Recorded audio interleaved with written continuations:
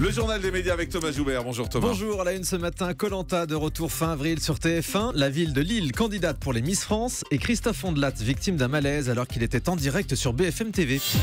Et on commence avec la nouvelle saison de Koh-Lanta qui devra arriver prochainement sur TF1. Le lancement de la 14e saison avait été retardé suite au terrible accident de Dropt. Selon Télé 7 jours, plusieurs possibilités ont été envisagées. Ah, ça je vous confirme, oui. Par exemple, oui, non, mais pour la diffusion de ce Koh-Lanta, il était peut-être prévu de la diffuser à la rentrée de septembre, mais ça c'était impossible en raison de la Coupe du Monde de rugby qui occupera de nombreuses soirées. Du coup, TF1 va lancer cette nouvelle saison à partir de la fin avril. La date sera annoncée aujourd'hui. 14e saison tournée en Malaisie. Ce sera la première avec des candidats anonymes depuis la mort de Gérald Babin du médecin Thierry Costa. En ce qui concerne le tournage d'une nouvelle saison de Koh-Lanta, la chaîne et la société de production n'ont pas encore pris de décision, sachant qu'un tournage devait commencer début mai. Pour le moment, il est suspendu. La ville de Lille est candidate pour accueillir la prochaine cérémonie des Miss France. Martine Aubry, la maire de Lille, l'a annoncé ce week-end. Un dossier de candidature a bien été déposé auprès de l'organisation de Miss France. Traditionnellement, c'est la ville d'origine de la Miss France sortante qui organise la cérémonie. Mais il y a quelques semaines, VSD avait indiqué que Martine Aubry ne souhaitait pas accueillir les Miss France, notamment pour des raisons de coût. On disait même que le Zénith était déjà loué. Finalement, la salle sera bien disponible à la date du 19 décembre, tout comme l'infrastructure nécessaire à l'accueil des candidates dès le 2 décembre. Christophe Ondelat a fait un malaise ce week-end alors qu'il était en direct sur l'antenne de BFM TV. Oui, samedi soir, Christophe Ondelat présentait son journal de 20h, mais lors d'un duplex, le journaliste a dû quitter le plateau, victime d'un malaise vagal dû à la fatigue. Après le duplex, c'est un autre présentateur qui a repris l'antenne, quelque peu essoufflé et pas très préparé. Christophe Ondelat a été emmené aux urgences pour y subir des examens qui n'ont rien révélé de grave.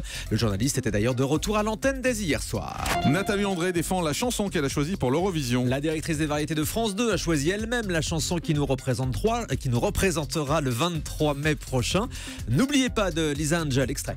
Je suis là, n'oubliez pas, effacer des cartes et des mémoires. Les avis sont partagés sur cette chanson. Vous aimez, vous, Jean-Marc? Oui, c'est pas mal, moi je trouve. C'est vrai que ça fait très Eurovision. Très Eurovision. En tout cas, Nathalie André a répondu aux critiques sur la chanson. C'était dans la médiasphère sur LCI. J'ai dit que je cherchais une voix, quelqu'un qui sache chanter en direct et très bien, je l'ai. Et j'ai dit que je cherchais une chanson forte et je l'ai. Qu'on trouve ça ringard, que c'est pas Taylor Swift. Ouais. J'ai trouvé une artiste qui a une voix extraordinaire. Robert Goldman m'a amené cette chanson.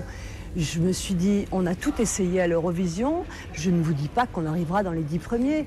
Je pense qu'on a un titre fort et je n'y vais pas pour perdre. Maintenant, faut pas rêver non plus. Voilà cette chanson de Lisa Angel, ça s'appelle N'oubliez pas. La chanteuse Alizée pourrait intégrer le jury de Danse avec les stars. C'est ce que croit savoir le magazine Télé 2 Semaines. La gagnante de l'édition 2013 pourrait s'installer dans le fauteuil de M. Pokora qui ne remplira pas pour la prochaine saison. Pour le moment, TF1 dément ces informations. Le gagnant de l'année dernière, Ryan Bensetti, serait aussi sur les rangs pour rejoindre Chris Marquez, Jean-Marc Généreux et Marie-Claude Pietragala. Cyril Hanouna a vraiment déposé sa candidature au CSA pour la présidence de France Télé. Alors on aurait pu penser que cette candidature n'était qu'un gag, n'en touche pas à mon poste, mais non, Cyril Hanouna a vraiment fait les démarches pour déposer sa candidature pour de vrai. Son dossier a été transmis en temps et en heure et validé par le CSA, info confirmée par l'AFP ce week-end. Il rejoint donc la liste des 9 candidats déjà connus. D'autres candidatures restent secrètes avec beaucoup de rumeurs. Ce week-end, Christopher Baldelli de RTL, Laurent Geoffrin de Libération, Louis Dreyfus du Monde et Pierre Louette, ancien PDG de l'AFP, ont tous démenti être candidats, contrairement à ce qu'avait indiqué le JDD. Une nouvelle présentatrice Joker 12, 13 et 19-20 de France 3. Pendant les congés du mois d'avril, vous découvrirez une nouvelle remplaçante aux éditions nationales de France 3. Elle s'appelle Virna Saki, présentatrice de France 3 Nord-Pas-de-Calais depuis 2003. France 3 pioche régulièrement dans le vivier de ses présentateurs en région pour assurer les remplacements nationaux. Canal+ perd la cérémonie des trophées de l'UNFP. C'est quoi ce truc-là ? L'UNFP, c'est l'Union nationale des footballeurs professionnels. J'ai entendu parler de ça. Que vous suivez chaque année attentivement. La cérémonie des UNFP. Oui, c'est ça, l'Union nationale des footballeurs professionnels. On désigne chaque année le meilleur joueur de Ligue 1 ou le meilleur entraîneur. C'est le Ballon d'Or, non, c'est ça? Non, c'est une autre cérémonie. Ah non, c'est celle de l'UNFP. Voilà, l'UNFP. Bon, c'est une info. Bon, bref, c'est une info. Alors, c'était diffusé sur Canal+ jusqu'à présent et selon le Parisien, sera désormais sur beIN Sports. La chanteuse Lio prochainement dans un téléfilm pour France 3. Elle va donner la réplique à Pierre Arditi dans un futur épisode du Sang de la Vigne. Cette série qui cartonne le samedi soir. Ce nouvel épisode sera tourné au mois d'avril sur la Côte d'Azur. Lio incarnera une viticultrice de Bandol. Très bien. On termine avec le chiffre du jour. 4 250 000 €, la somme récoltée ce week-end grâce au SIDAction sur toutes les chaînes et toutes les radios, dont Europe 1.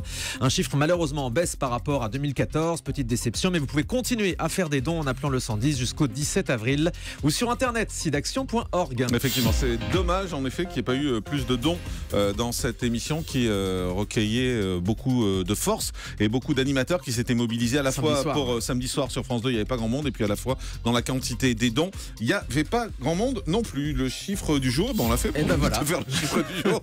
Mais vous êtes paumé là. Mais oui, parce qu'ils disent fait le chiffre du jour, mais on l'a fait le chiffre du jour. C'était 4 250 000 €. Voilà. Non, mais parce qu'on parlait de Lio aussi. Moi, j'aime bien Lio. J'aime bien Lio quand elle chante. Oui. Voilà, je l'aime pas quand elle parle. Bah, c'est vrai qu'il dit beaucoup de bêtises. Elle dit beaucoup de conneries quand même. Ah bon? Ouais, mais quand elle parle, quand elle chante, c'est sympa. Les brunes font pas pour des prunes. On a du caractère et dans nos artères, c'est du sang chaud qui coule. On la joue pas cool. Attention. C'est un jukebox votre émission C'est ça, maintenant. en fait. Des C'est chansons à la demande. Mais c'est bien en plus que des chansons qu'on connaît, qu'on a envie de chanter, non? On peut mettre Petit Papa Noël de Tino Non, Rossi, mais ça ira, merci.